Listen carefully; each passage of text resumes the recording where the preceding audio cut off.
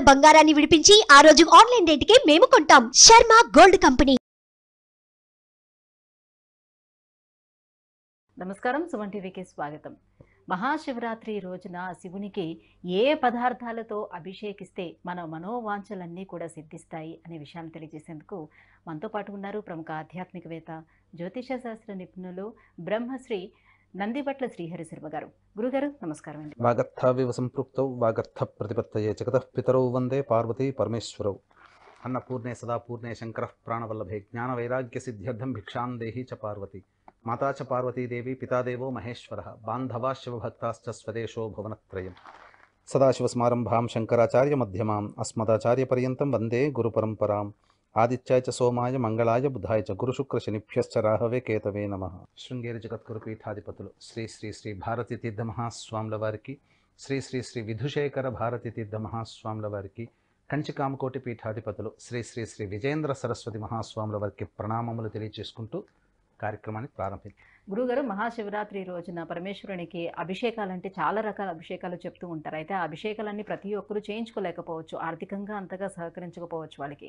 అయితే ప్రతి సామాన్య మానవుడు కూడా ఆ పరమేశ్వరునికి ఏ పదార్థాలతో అభిషేకాలు చేయించుకుంటే వాళ్ళ మనోవాంఛలన్నీ కూడా ఫలిస్తాయి. మనకు శివ పురాణాన్ని, లింగ పురాణాన్ని, భవిష్యోత్తర పురాణాన్ని అనుసరించి కొన్ని ఉపనిషత్తులలో కూడా మహాశివరాత్రి రోజున ఏ విధమైనటువంటి ద్రవ్యములతో అభిషేకము, ఏ విధమైనటువంటి పుష్పాలతో అర్చన, ఏ విధమైనటువంటి నైవేద్యం పెట్టమని మనకు శాస్త్రంలో క్షుణ్ణంగా ఖచ్చితంగా చెప్పబడి ఉంది. ఇప్పుడు చెప్పబడేటువంటిది కేవలం శివపురాణాన్ని అనుసరించి చెప్పేటువంటి పరిహారము. కాబట్టి వీక్షించేటువంటి సుమన్ టీవీ ప్రేక్షకులు ఆ మహాశివరాత్రి రోజున పరమేశ్వరుని యొక్క దివ్య అనుగ్రహాన్ని పొందడానికి శాస్త్రం ప్రకారము చెప్పినటువంటి విధానాన్ని ఎవరైతే అనుసరిస్తారో వారికి ఖచ్చితంగా శివానుగ్రహం కలుగుతుంది. మీకు ఉన్నటువంటి సమస్యలు ఏవైతే ఉంటాయో ఆ సమస్యలన్నీ కూడాను శివానుగ్రహం వల్ల తెరలుగా తొలగిపోయినట్టుగా మీకు ఉన్నటువంటి ఇబ్బందులన్నీ తొలగిపోతాయి. ముఖ్యంగా శివుని యొక్క అనుగ్రహాన్ని పొందినటువంటి వ్యక్తులకి ఈ ముల్లోకాలలో అపజయం అంటూ ఏదీ ఉండదు, అంతా జయమే. వీక్షించేటువంటి సుమన్ టీవీ ప్రేక్షకులు ఒక్కసారి గతించినటువంటి కాలంలో ఉన్నటువంటి పురాణ పురుషులందరినీ చూడండి. హరి అనగా విష్ణువు కైవల్య ప్రాప్తి, మోక్షకారకుడు. అంటే మోక్షాన్ని ప్రసాదించడంలో శ్రీహరికి ఒక ప్రత్యేకత ఉంటుంది, ఈశ్వరుడికి ఒక ప్రత్యేకత ఉంటుంది. అంటే జన్మజన్మలలో చేసినటువంటి కష్టాలన్నీ కూడా, పాపములన్నీ కూడా కష్టాల రూపంలో అనుభవింపచేసి చివరికి ఏదీ మిగల్చకుండా, పాపమంటూ ఏదీ లేకుండా అంతిమమైనటువంటి కైవల్యాన్ని అనగా మోక్షాన్ని ప్రసాదించేవాడు విష్ణువు. అందుకనే పరమ భాగవతోత్తములైనటువంటి త్యాగయ్య, రామదాసు కానీ, ఇంకా చెప్పాలి అని అంటే భాగవతోత్తములైనటువంటి ప్రహ్లాదులు, శివి చక్రవర్తి, వీళ్ళందరూ కూడా నియమాల్ని పాటించిన వాళ్ళే. కానీ అష్ట కష్టాలు పడి జన్మజన్మల నుంచి సంప్రాప్తమైనటువంటి పాపాన్ని దగ్ధం చేసుకొని మోక్షాన్ని పొందారు. కానీ పరమేశ్వరుని యొక్క ఆరాధన చేసినటువంటి వాళ్ళందరూ కూడా ఇహంలో సౌఖ్యము, పరంలో మోక్షాన్ని పొందుతారు. అనగా కష్టములన్నీ కూడాను ఇష్టముగా మారిపోతాయి. అలాగే ఎటువంటి కష్ట నష్టాలు పడకుండా ఈశ్వరుడు చల్లగా చూస్తాడు. అందుకే ఈశ్వరుడు మంచుకొండలో ఉంటాడు. మంచుకొండలో ఉండి తన యొక్క ప్రశాంతతని మనకు కలిగిస్తాడు. అందుకనే మీరు చూసుకోండి, ఏ వైష్ణవ దేవాలయానికి వెళ్ళినా అలంకార ప్రియో విష్ణు, కాబట్టి అక్కడ అలజడి ఎక్కువగా ఉంటుంది. కానీ ఎంత క్రాస్ రోడ్లో ఉన్న శివాలయానికి వెళ్ళండి, ప్రశాంతత వస్తుంది. మనిషికి కావాల్సిందే ప్రశాంతత. ప్రశాంతత లేని మానవుడికి మనస్సు పరిపరి విధాలుగా ఆలోచన చేస్తుంది. ఆ పరిపరి విధాలుగా చేసినటువంటి మనస్సు ఆ యొక్క వ్యక్తికి ఇబ్బందులు అనేటువంటివి ఉంటాయి, నిర్ణయ శక్తి అనేటువంటిది తీసుకోలేకపోతాడు. ఈ యొక్క సృష్టిలో సమస్యలకన్నిటికీ మూల కారణం మనస్సే. ఆ మనస్సునే ఆధీనంలో పెట్టుకున్నవాడు పరమేశ్వరుడు. కాబట్టి పరమేశ్వరునికి శివ పురాణం ప్రకారము మహాశివరాత్రి రోజున ఇప్పుడు నేను చెప్పబోయేటువంటి పదార్థాలతో నైవేద్యము, అభిషేకము, అర్చన గనక చేసుకున్నట్లయితే తప్పకుండా ఆ పరమేశ్వరుని యొక్క అనుగ్రహాన్ని పొందుతారని చెప్పవచ్చు. ఇక గమనించాల్సిన అంశం ఏంటంటే, వీక్షించేటువంటి సుమన్ టీవీ ప్రేక్షకులు కూడా మహాశివరాత్రి సందర్భంగా మా పీఠం ఆధ్వర్యంలో కాశీలో మా స్వంత భవనం శ్రీ కామాక్షి నిత్యాన్నదాన ఆశ్రమంలో ఈ యొక్క మహాశివరాత్రి సందర్భంగా అన్నదాన కార్యక్రమం జరపబడుతుంది. కాబట్టి వీక్షించేటువంటి ప్రేక్షకులు, అన్నదానానికి సహకరించే భక్తులు మీ వంతు సహాయ సహకారాలు అందించవచ్చు.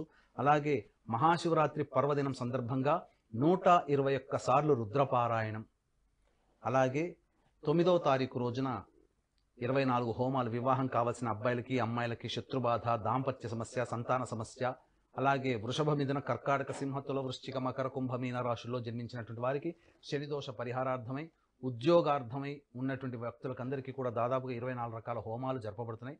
అవకాశం ఉన్న వాళ్ళు కార్యక్రమ తదనంతరం కాంటాక్ట్ చేసి పూర్తి వివరాలు తెలుసుకోవచ్చు. ఇక కార్యక్రమంలో నేరుగా వెళ్ళినట్లయితే మహాశివరాత్రి రోజున 4 జాములలో ఈశ్వరునికి అభిషేకము, అర్చన, నైవేద్యం పెట్టమని మనకు శివపురాణం చెప్పబడి ఉంది. అయితే మనకు సాధారణంగా శివరాత్రి రాత్రిపూట జరుపుకునేటువంటి ఆచారము, పూజా విధానము కాబట్టి ప్రదోషకాల సమయం నుంచి, సూర్యాస్తమయం సమయం నుంచి ఈ యొక్క శివరాత్రి రోజున ఈశ్వరునికి సంబంధించినటువంటి విశేషమైనటువంటి పూజాది కార్యక్రమాలు ప్రారంభమవుతాయి. ఉదయమంతా కూడాను ఉపవాసాన్ని పాటించి చక్కగా ప్రదోషకాల సమయం సమీపిస్తుండగానే, అనగా సూర్యాస్తమయానికంటే ముందే కాలకృత్యాదులు మళ్ళీ తీర్చుకొని చక్కగా ఏ వ్యక్తి అయినప్పటికీ కూడా ఈ చెప్పినటువంటి 4 జాములు, 4 సమయాలలో ఈశ్వరునికి అభిషేకము చేయండి. ఏదైనా సమయం, మొదటి జాము 6:23 నుంచి 9:24 వరకు మొదటి జాము అంటారు, మొదటి ప్రహరము అని అంటారు. సాయంత్రం పూట 8వ తారీఖు రోజున సాయంత్రం పూట చేయాల్సింది. ఏం చెయ్యాలి ఆ ఈశ్వరునికి అంటే పాలతో అభిషేకము చెయ్యాలి, పద్మాలతో అర్చన చేయాలి. పద్మాలోనంటే తామర పుష్పములు, కలువ పూలు, ఇవి పద్మములుగా చెప్పబడి ఉన్నాయి మనకు శాస్త్రం ప్రకారం. కాబట్టి ఈ యొక్క మీకు లేకపోతే మామూలుగా చామంతి పూలతోనైనా కానీ అభిషేకం చేయవచ్చు. అలాగే నైవేద్యం ఏం పెట్టమని ఉన్నదంటే పెసరపప్పు, బియ్యము కలిపినటువంటి పదార్థముతో చేసినటువంటి నైవేద్యం పెట్టాలి. ఈ విధంగా చేసినట్లయితే తప్పకుండా మొదటి జాములో ఈశ్వరునికి అనుగ్రహాన్ని పొందుతారు.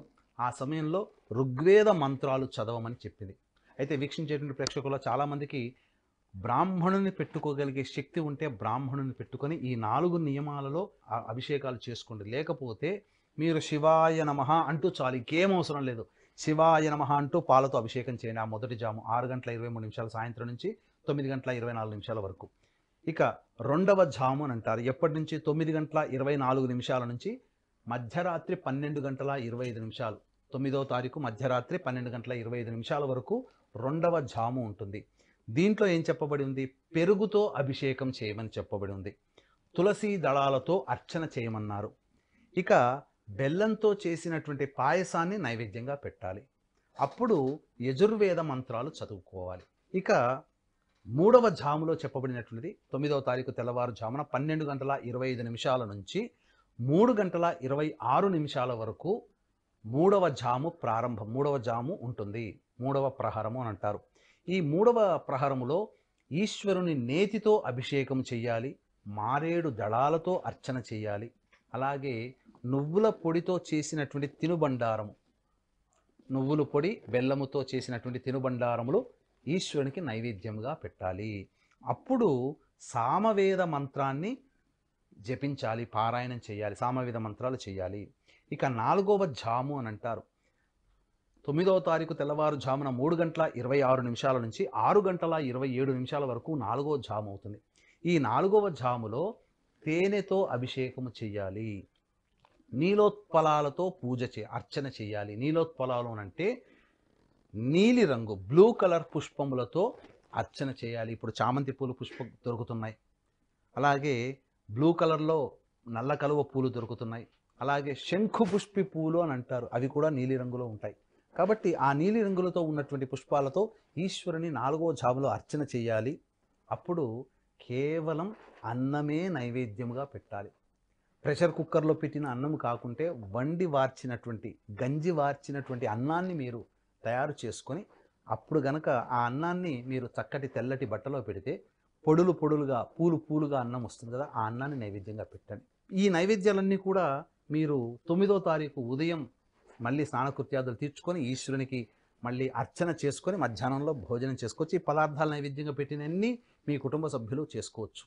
ఇంకా చెప్పాలి అంటే కుటుంబంలో పిల్లలు గల వాళ్ళు, పెద్దలు అందరూ ఉంటారు. అప్పుడు మీరు విశేషంగా ఈ 4 జాములలో 4 పదార్థాలు, పాలు, పెరుగు, నెయ్యి, తేనె చెప్పాము కదా, ఈ 4 పదార్థాలతో మీరు ఎలాగో అభిషేకం చేయండి. డ్రై ఫ్రూట్స్ కూడా కొనుక్కొచ్చుకోండి. డ్రై ఫ్రూట్స్ మీకు ఏవైనా కానీ తీసుకొని కొద్దిగా డ్రై ఫ్రూట్స్తో కూడా అభిషేకం చేయండి.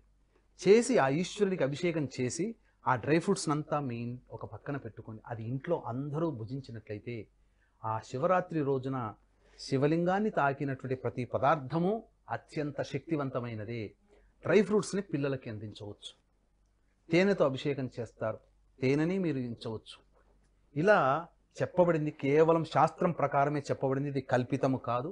కాబట్టి వీక్షించేటువంటి ప్రేక్షకులు శివపురాణాన్ని అనుసరించి శివపురాణాంతర్గతమైనటువంటి ఈ యొక్క విషయాన్ని మీరు ఇంట్లో చేసుకొని చక్కగా మీకు శక్తి ఉంటే బ్రాహ్మణుని పిలిపించుకొని చేసుకోండి ఆ రోజంతా. లేదు అని అంటారా, కేవలం మనస్సులో శివాయ నమః శివాయ నమః శివాయ ఓం నమ శివాయని మాత్రం అనకూడదు. చెప్తున్నాను, శివాయ నమః శివాయ నమః అనుకుంటూ అభిషేకం చేయండి. వేద మంత్రాలు చదవమన్నారు కదా, యూట్యూబ్లో అయినా కానీ ఋగ్వేద మంత్రము అనగానే వచ్చేస్తాయి కొన్ని పనసలు. ఆ యొక్క ఈశ్వరునికి అది వినిపించండి చాలు. ఆ విధంగా మీరు చేసినట్లయితే ఈ 4 జాములలో చేసినటువంటి పుణ్యము అనంతమైనటువంటి యోగాన్ని మీకు కలగచేస్తుంది అని చెప్పడంలో ఏమాత్రం సందేహం లేదని చెప్పవచ్చు. గురుగారు, మహాశివరాత్రి రోజున ఏ పదార్థాలతోటి ఆ పరమేశ్వరునికి అభిషేకం చేయాలి, నివేదన చేయాలి, ఇలా చేస్తే ఎటువంటి ఫలితాలు వస్తాయనే విషయాన్ని తెలియజేసినందుకు ధన్యవాదాలు. సర్వం శ్రీ ఉమామహేశ్వర పరబ్రహ్మార్పణమస్తు.